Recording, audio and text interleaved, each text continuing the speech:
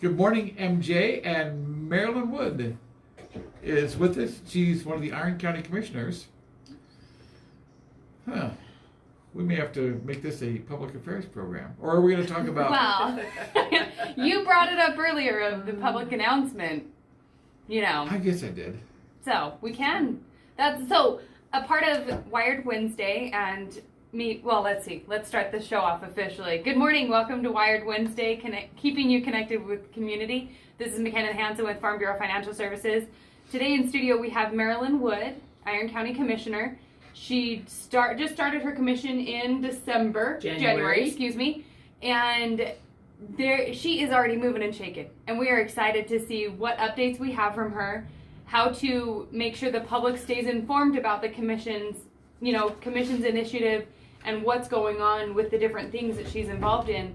So a part of Wired Wednesday and keeping the community connected is bringing in a lot of different co-hosts, from producers to business owners to county commissioners, and keeping the community informed about all these different things. And so today we're going to talk about a few things going on in the county. Last week we talked about springtime and what that means with your automotive.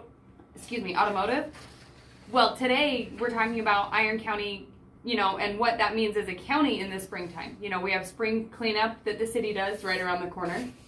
And then... Actually, I'm starting to see, in our neighborhood, I'm already starting to see the branches already going out to the street. So. Oh, really? So it's... it's closer than I think. Yes. Well, I got to get doing yard work then. Oh, my. Wait, I need to develop a cage for an infant that crawls everywhere. Everywhere. He's climbing on everything. And a toddler, cage, because she just, she's been busy since she was, about his size too. So, but welcome, Marilyn. How are you doing today? Good. Okay, go ahead and give that mic right in front of you so we can hear you better than Marilyn. Okay. So tell us what's going on. What have you been up to? How has your first quarter been as an Iron County Commissioner? Oh, it's been really fun. So I've enjoyed it. Let me ask you this. So Okay. after you were sworn in, are you now getting sworn at? Is that Yeah, part of the deal? I've gotten that a few times too. So I'm over the roads, and so I get sworn out quite often actually. My. So, but I mean, we can work through it. It's been okay.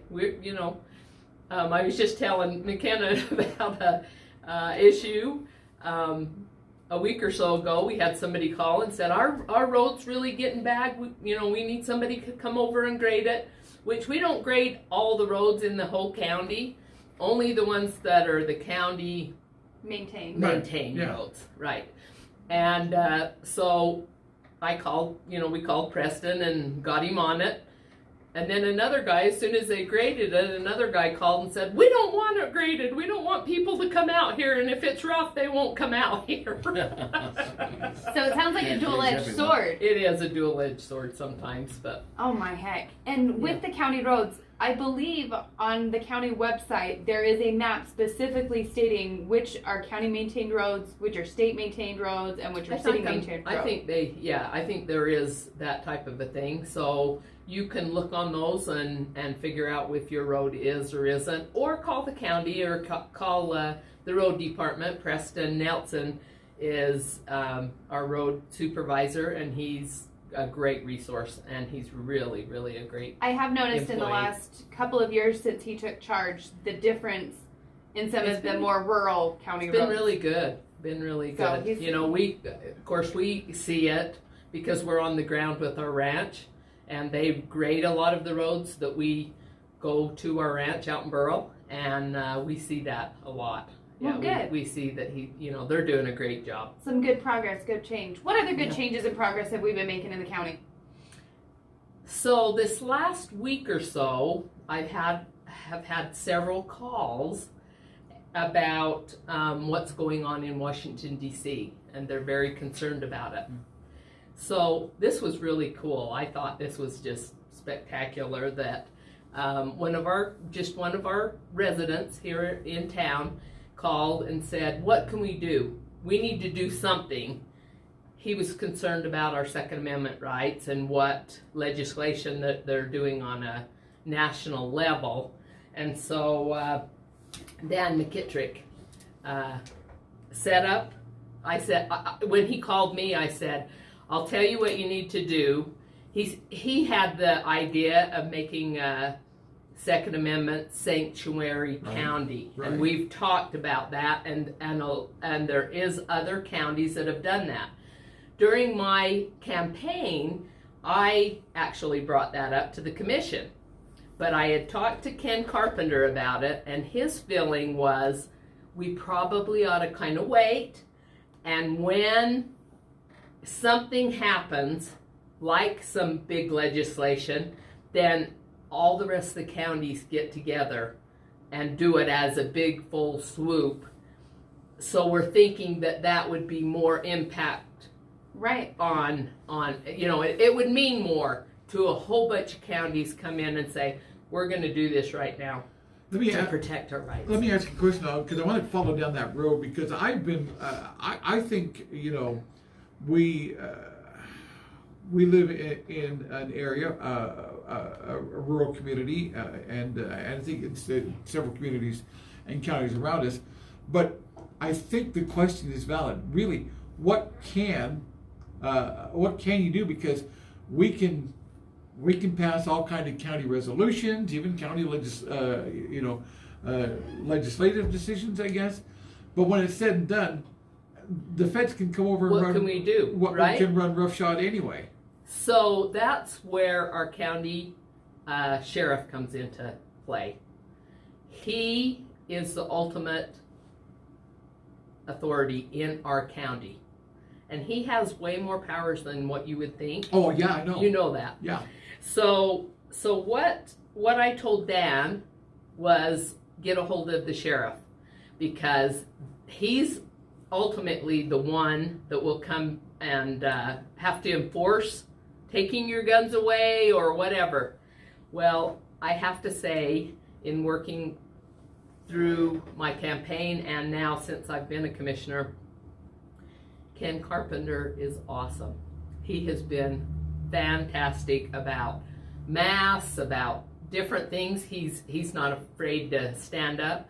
So when the Black Lives Matter stuff was going on real heavily in the country, some of the people out to Burl were worried because they said, we're going to come to the rural areas and really, jump on some things.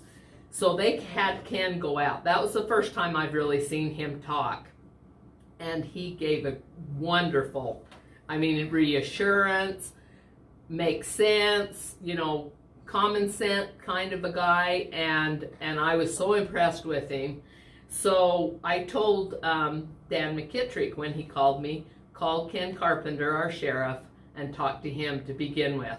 Well, they've lined up for April 7th, Wednesday, April 7th at 7 o'clock, and we're going to have it at Staley West out on Airport Road. Yeah.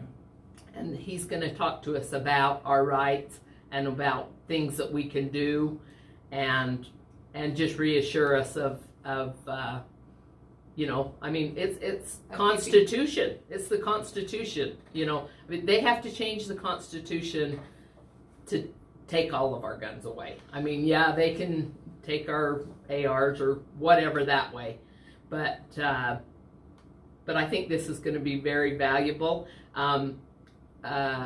informative. It'll be really good if people are concerned about your Second Amendment rights to come to this meeting. If the rubber ever hits the road, and I pray it doesn't, wouldn't it be the sheriff that would have to say, and he would probably have to deputize pretty much everyone, wouldn't it be the sheriff that would have to say to authorities from the federal government, if they showed up on our county borders and said, we're taking your guns, and wouldn't it be the sheriffs would have to say, no, that's not going to happen? I believe so. From what I understand, and now correct me when I'm wrong, but the sheriff has the second most powerful position in the country. You have the U.S. president and then the county sheriffs, because they are truly elected officials, Right. positions. Right. And they represent us in a one-to-one capacity. Right. And within that, Ken Carpenter, I believe, has stepped into his shoes and has made larger shoes for anybody else to fill.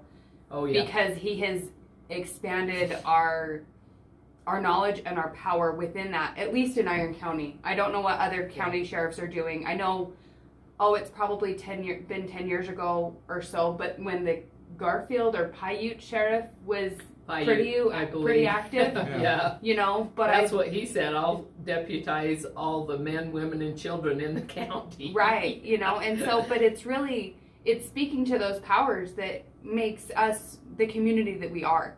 You know, we've talked about the community, especially in Iron County, of paying it forward and being a very reciprocal community of, you know, if you're out of flour, I'm going to bring you flour, you know. But if you have peaches and I need peaches, you'd bring me peaches. Yeah. You know, kind of a thing. By the way, no one would ever have to bring me peaches. Pears, on the other hand, yes. Fair. How about a steak? Yes. Well, I have a pear tree and she has cows, so, you know, we'll get you covered. But within Bacon that, wrapped, there's a by the lot way, of, would always yes, be- bacon wrapped, of course. Within that, I think that, you know, it's really intuitive that the commissioners have gotten together and that they're getting these phone calls, but they're setting up action plans. You know, this is, granted, I haven't been super involved in, you know, local politics, you know, for very long, but it's really encouraging to me that the commissioners are taking action. They're getting people in touch with the end people, you know, like Dan getting in touch with Ken, who now created an event for everybody to share this knowledge with, you know, and we're doing other good things in the county too. We've I'm expanded. really sad that I'm going to be gone next week when that's going to happen because I really want to attend that event. know. I would Are hope you that gonna- are you somebody's gonna- going to are we- live. Yeah, I'm going to YouTube it or tape it somehow, or I'm not sure, but I will ask on that and see if we could possibly do that, because it would be excellent to have taped, yeah, I think there would be. YouTubed or something. Now, Yeah. as MJ knows, I am impish, and I love sometimes to play devil's advocate, or, Uh-oh. or maybe sometimes actually am the devil. I'm not sure. So, with the sheriff having the authority that he has, what if you as a commission pass a law and the sheriff says, I'm not going to enforce that? That probably could happen, actually. Really? Yeah. But I have to say, the three commissioners, myself and Paul Cousins and Mike Blake, we think a lot alike. I've worked fabulously with them. They're great. I mean, they are really good commissioners.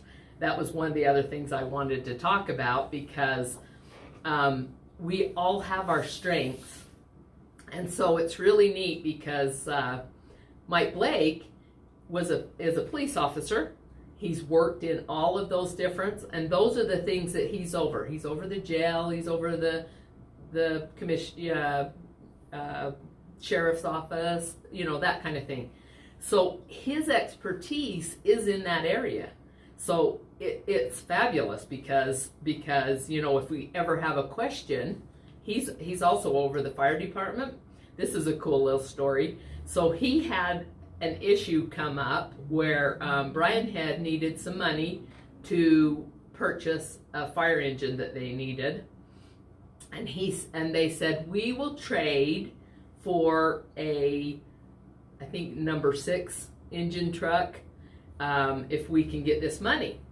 And so he talked around to Canaraville and to Burrell. We was able to horse trade from giving them that money to getting a truck down to Canaraville and trade with Canaraville out to Burrell. I mean, Wow. It was just, what a great deal. And that's everybody working together. That's Exactly. everybody trying to create betterment The whole county. within the county. Yeah. That's incredible. That's Yeah.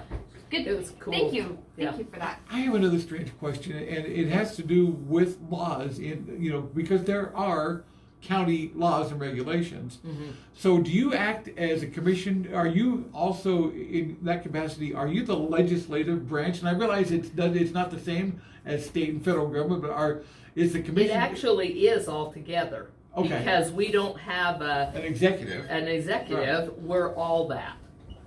So we encompass both branches. So how does the county law?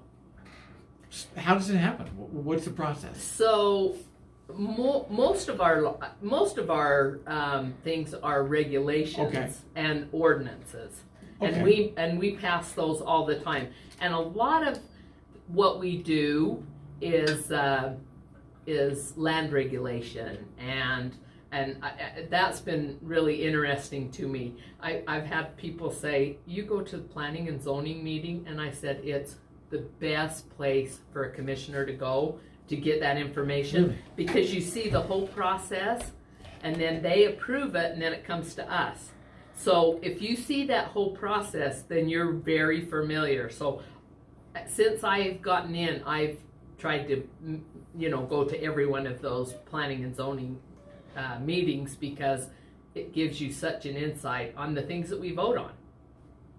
So And where those funds come from, and how We know how where the new those funds come subdivisions. Well, yeah. We know where those funds. But like how the new subdivisions just, kind of seem to pop up here and there. Like why did planning and zoning approve that? Well, because of X, Y, and Z, Right. and ABC. our ordinances. Right, and the Yeah. ordinances and the Yeah. different things going on there. The other things that the commissioners have been working on in the last few months is the new expansion of the senior center, which is pretty incredible because it hasn't been updated in how many years? Probably for a long time, and I'm not sure, but the way that this happened was really cool. So what happened was, with our COVID money that has come into the county,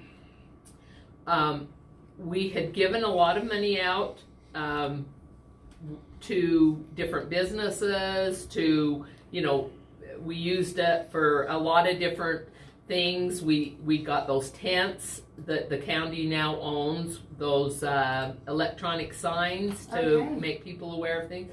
There was certain things that we could only use that money for. Right. So at the end, we had all this money left, and we're like, if we don't use it, then we'll lose it. Right. And so they suggested, there was several things that they said, well, you can expand your senior center because of the social distancing. Oh, right. So we expanded that, and so Paul Cousins handles a lot of our building stuff because he's a builder. He's a in builder. building. Yep. And so that's the other strength that we have, is that he goes in and he can throw together something. He's got friends in the building, people, they have to put it out for bid. Right, right. But he was able to get that put together, and it had to be quick because otherwise we had a deadline To spend the money. Carter Brothers came in and got the bid on it and was able to. So it's a 5,000 square foot addition on that, and it's a beautiful addition. Wow, They was that's able awesome. to. Our amateur radio club meets there, and Oh, this yeah. and next month is actually the first time we're gonna actually meet in person Oh, for a year. Oh, wow. So Nice. I'm excited to see the new facility then and all that. So now, Marilyn, I'm not picking at you here. okay. But one thing that that gets me sometimes a little in the thought process is when I hear local politicians and local leaders say we have this federal money. I wonder if sometimes maybe we shouldn't say like, hey, federal government, we don't want your money. I know it. And we feel like that, and we hate it. All of us as commissioners. But if we don't take it, they take it back, and somebody else gets it. Okay. Okay. I mean, if we. I get that, but it's our tax dollars, Oh, I right? understand that. Yeah. Yeah. So why shouldn't we use that? Yeah. They keep throwing this money, and it. Somebody. It comes from us. As taxpayers, somebody has to pay for that. No, and I understand. And it irritates us too. I understand. I do get the practicality of it. I understand that issue, but I'm just thinking, if at some point enough, and this will never happen. This is the biggest pipe dream I've ever had. But if at some point, if several local entities, counties, cities, whatever, just tell the federal government, stop it. Yeah. And not accept And the how money. do you do that? Say what- Really? You don't take it, but then they take it and give it to everybody else. Because someone else has always got their hand out. I get that. It's kind of like saving water. Not that saving water is bad by any means, No, it's right? a good thing, yeah. But it's kind of like saving water unless we are dramatically our lives are dramatically altered because we've used that one more gallon of water. Nobody's going to stop doing it. And with the federal money, and that's the sad. That's Right. And that's the sad part. underlying. And we feel the same way.